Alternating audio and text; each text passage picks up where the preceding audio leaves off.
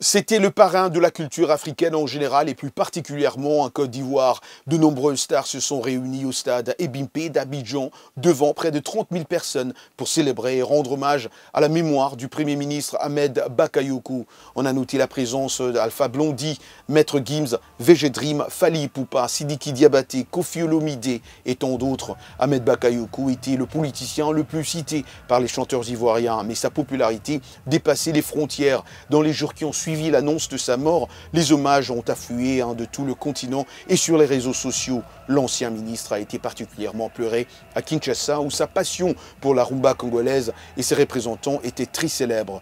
Ambak était le plus grand soutien du festival des musiques urbaines d'Anoumabo Femua, organisé par Magic System. Il ne restait pas insensible aux difficultés que traversent les artistes et donc il lui arrivait de les aider financièrement. La mort de celui que les artistes appellent l'ami des stars n'a pas laissé indifférent l'artiste de l'Afrique de l'Ouest, le chanteur et producteur américano-nigérien Davido, qui a publié sur le réseau social Instagram une copie d'un échange privé avec Ahmed Bakayoko dans lequel ce dernier lui disait de l'attendre en décembre 2020 à Abidjan. Rest in peace, l'ami des stars. La 74e édition du Festival des Cannes, dont les préparatifs battent leur plein pour juillet malgré la pandémie, aura comme président du jury le cinéaste américain Spike Lee. Première personnalité noire à occuper la fonction. Spike Lee devait présider le jury l'an dernier, mais le coronavirus a empêché la tenue du festival. Le cinéaste assumera cette fonction lors du festival qui doit se dérouler en début d'été du 6 au 17 juillet. Au lieu du mois de mai, ont annoncé les organisateurs la désignation de Spike Lee, cinéaste phare de la cause noire, auteur de films à la fois militants et grand public, confirme après l'annonce de l'an dernier le message envoyé par le prestigieux festival. La chanteuse américaine Demi Lovato a révélé dans un documentaire avoir été victime d'un viol dans son adolescence lorsqu'elle était vierge et tournée pour Disney Channel. Elle a tenu ses propos dans un film documentaire qui a inauguré mardi le festival South by Southwest. Dans cette série de 4 épisodes, elle dévoile également des détails sur les abus sexuels dont elle a été victime, y compris durant la nuit de son overdose.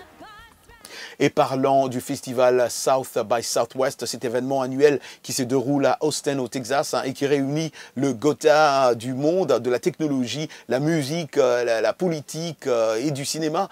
Il avait été annulé l'année dernière du fait de la pandémie de Covid-19. Cette année, l'événement sera organisé en ligne. Je vous dis à bientôt et je vous laisse avec ce reportage de Michelle Quinn raconté par Mamadou Oufa. Aider les créateurs et entrepreneurs à atteindre leurs objectifs, telle est la mission déclarée de South by Southwest. Cette année, les organisateurs ont dû trouver une nouvelle formule pour organiser l'événement. Ce fut une année très difficile, une année difficile pour nous. Nous avons 30 ans d'expérience dans la production d'événements directs. En raison de la pandémie, la ville d'Austin a annulé la cérémonie de 2020 10 jours avant sa tenue. Une perte aussi pour les bars, hôtels et autres compagnies qui auraient bénéficié de la présence d'environ 40 000 personnes.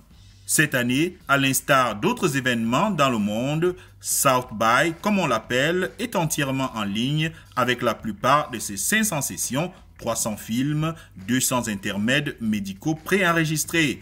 Il devrait mobiliser environ 35 000 participants, dont 33% à l'international, contre 25% habituellement, dont des Brésiliens et ressortissants d'Asie parmi les plus représentés. L'aspect virtuel de l'événement nous permet d'atteindre de nouveaux publics, des personnes qui ne pourraient jamais se rendre à Austin pour South by Southwest. Sur leur ordinateur, les participants peuvent se promener dans un Austin virtuel avec ses monuments tels que le Red River Cultural District.